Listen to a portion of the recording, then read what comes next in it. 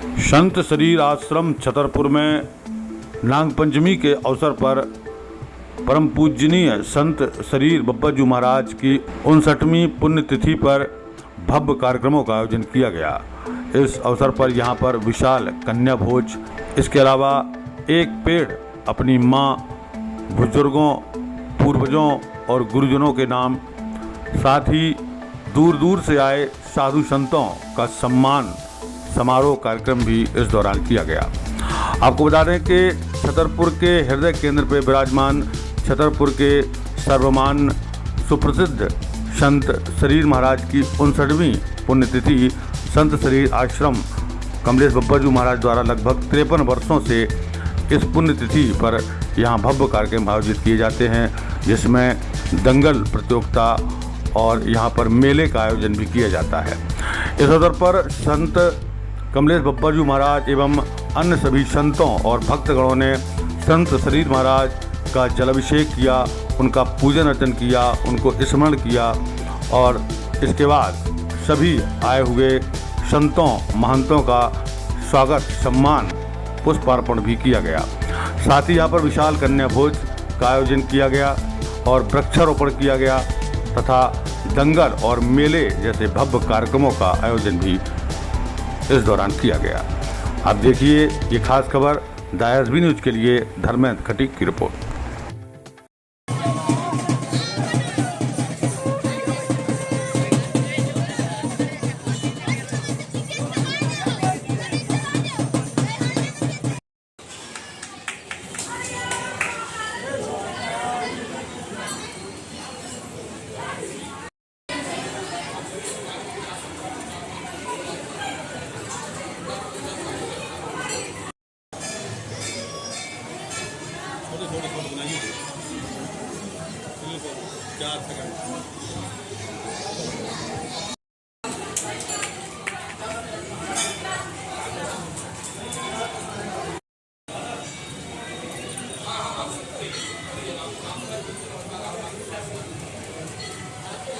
बब्बाजू ईसाई श्री महंत कमलेश दास बब्बाजू महाराज अखिल भारतीय निर्मोही अखाड़ा सदर संभागीय साधु समाज महामंत्री, संस्थापक संरक्षक श्री महंत कमलेश दास बब्बाजू महाराज मोटी के महावीर महंत। आज इस आश्रम में कार्यक्रमों के कई आयोजन थे, इस संबंध में क्या कहना चाहेंगे? किस प्रकार का कार्यक्रम रखा गया? ये संत शरीर बब्बाजू महाराज आश्रम में विगत 53 वर्षों से, जैसा कि सर्वविदित है, नाग पंचमी के दिन पर श्री संत शरीर बब्बाजू महाराज की 59वीं पुण्यतिथि के उपलक्ष्य में यहाँ आश्रम में सुबह 8 बजे से विविध धार्मिक आयोजन माने पूजन पाठ और उन्हीं की यादगार में यहाँ मेला और दंगल कुश्ती का आयोजन होता है, जिसमें नगरवासी से लेकर जिलावासी से और अनेक प्रांतों के दूर दराज से लोग श्रद्धालु भक्तगण अपनी अपनी मनोकामनाओं की पूर्ति करने के लिए आते हैं, जिसमें श्री संत शरीर महाराज, श्री भोले शंकर महाराज का महाअभिषेक षोडश पद्धति से द्वारा विभिन्न विद्वान पंडितों की सानिध्य में और अपने यहाँ का जो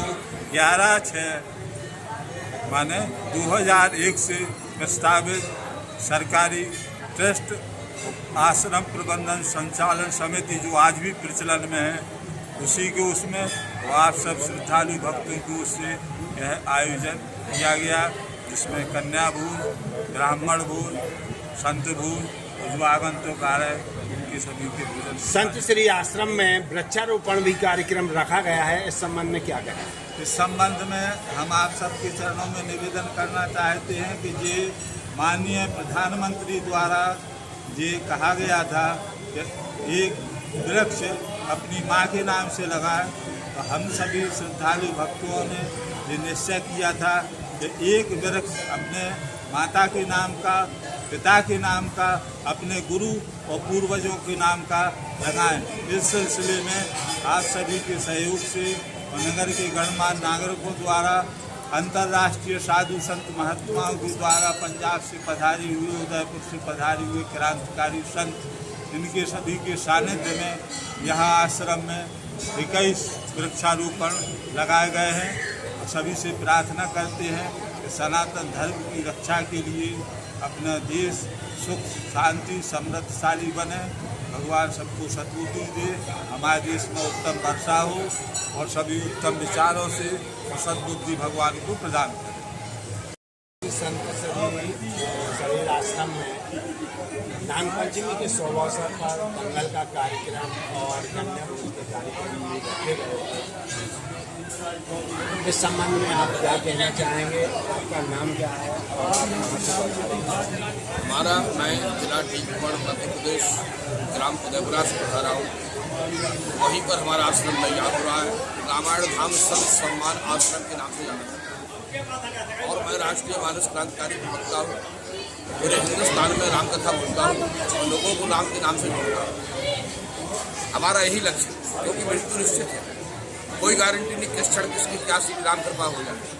इसलिए मैं चाहता हूँ कि जब तक श्वास चलती रहे, हनुमान जी महाराज से मैंने यही मांगा कि जब तक श्वास चले तो राम कथा करता रहूँ, क्योंकि राम कथा के माध्यम से हमारा जो आज संस्कार विहीन समाज होता जा रहा है, उसको हम लोग संस्कारों की बौछार करते हैं, पुनः उसको जिंदा करते हैं। जो संस्कार मृत हो गया है उसको जिंदा करने की आवश्यकता है, उसी में हम लोग लगे रहते हैं। अब रहा शरीर आश्रम का, तो यहाँ पर ये बहुत गजब की बात है कि ना कोई टेस्ट, ना कोई पैसा देने वाला, ना किसी से दान लिया जाता है, और इनका भोजन प्रसादी दक्षिणा वस्त्रों से सबका इतना लंबा दर्शन कैसे चल रहा है, ये तो हमारी बुद्धि के बाहर बात है। तो ये शरीर आश्रम है, उनके शिष्य जो यहाँ पर बप्पा जी महाराज विराजते हैं, उनकी लीला जितनी भी कही जाए उतनी कम है।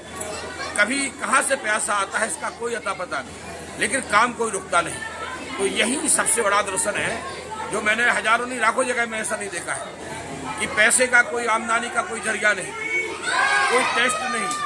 और यहाँ के छतरपुर के कुछ दरंदों ने, मैं तो सुना कि वहाँ का गेट भी तोड़ दिया था, उसको राजनीति में डाल दिया। चूँकि ये मानव धर्म है, ये मानवता के लिए काम करते हो, ये मानवता के विपरीत कुछ राक्षस लोग लगे हुए हैं। तो इनको सरकार से हमारा विनम्र निवेदन है कि आज ये भारतीय जनता पार्टी की सरकार बैठी है, ये संतों की सरकार कही जाती है, ये स्पेशल मंदिरों की सरकार कही जाती है, और ऐसे में अगर मंदिरों के गेट तोड़े जाए और उनकी कोई पता ही ना लगे तो कौन तोड़ रहा है, तो ये आश्चर्यप्रद, ये शर्मनाक विषय है सरकार के लिए।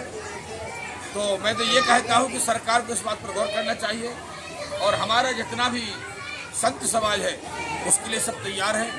और बप्पा जी के लाने जितना बोला जाए उतना भी कम है कि वाकई में ना कोई पैसे का पता लगता है कहाँ से आ रहा है, कहाँ से कौन दे रहा है। और इतना बड़े बड़े आयोजन, और ये नहीं साल में एक आयोजन नहीं हो रहा, ये 8 दिन में 15 दिन में आयोजन करते ही रहते हैं। अब क्या हनुमान जी की राम कृपा है, ये तो हनुमान जी जाने या बप्पा जी महाराज जाने।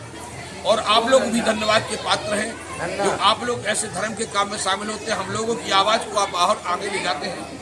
और मैं भगवान से विनय करता हूँ कि जिस प्रकार से आप लोग काम कर रहे हैं, इसी प्रकार से यदि हमारा देश का मीडिया काम करे तो निश्चित है कि हमारा देश तरक्की करेगा। क्योंकि धर्म के लिए मीडिया बहुत कम आता है, मैंने देखा है। और मैंने यहाँ देखा जब भी हम आते तो आप लोग यहाँ हर समय खड़े रहते हैं। तो ये भी आपका कोई पूर्व जन्म का पुण्य है, प्रारब्ध है, हनुमान जी की कृपा है या माता पिता का पुण्य है कि जो आप ऐसे सत्कर्म में लगाए हैं। और हनुमान जी से विनय करते कि आप लोगों को इसी प्रकार से सद्बुद्धि बना रहे हैं। बोलो जय श्री राम, बोलो राम राजा सरकार की। संत श्री आश्रम में वृक्षारोपण का कार्यक्रम भी रखा गया था, इस संबंध में क्या कहना चाहेंगे? ये भी बड़ी विचित्र बात है, क्योंकि लिखा है कि एक पुत्र नहीं 100 पुत्रों को जन्म दे दीजिए आप, और 100 पुत्रों से जो आप लाभ की कामना करते हैं तो एक वृक्ष 100 पुत्रों से ज़्यादा लाभ काम करता है। लेकिन लोगों को उसका ज्ञान नहीं है। आज हमारी अज्ञानता में कुछ लोग उसको काट रहे हैं, पेड़ों को काट रहे हैं, चूँकि सरकार उस पर विशेष विरोध भी कर रहे हैं, लेकिन छुप करके चोरी से भी काटते हैं। लेकिन सभी लोगों से हमारा कहना है कि इसी प्रकार से अगर वृक्ष कटते रहेंगे तो हमारे देश का सर्वनाश हो जाएगा, क्योंकि ये प्रदूषण गंदा फैल जाएगा। तो इस प्रकार से 21 पौधे लगाए गए हैं, और उसमें आप सबकी सहभागिता रही है और बप्पा जी की विशेष कृपा रही है। और इसी प्रकार से मैं कहता हूँ कि अगर 21 पौधे जो बप्पा जी ने लगाए हैं, हम सब लोगों ने मिलकर के लगाए हैं, इसी प्रकार से पूरे देश में लगाया जाएगा तो एक पर्यावरण चुस्त हो जाएगा और बिल्कुल राम कृपा से सारी बीमारियां दूर हो जाएंगी, क्योंकि सच्ची बीमारियां जो आती हैं ये कुपोषण से ही आती है। तो यदि हमें सही प्रकार की शुद्ध हवा मिले वृक्षों की तो हमारा स्वस्थ तन मन स्वस्थ रहता है और हम बिल्कुल संजीव रहेंगे, मस्त रहेंगे। जय श्री राम।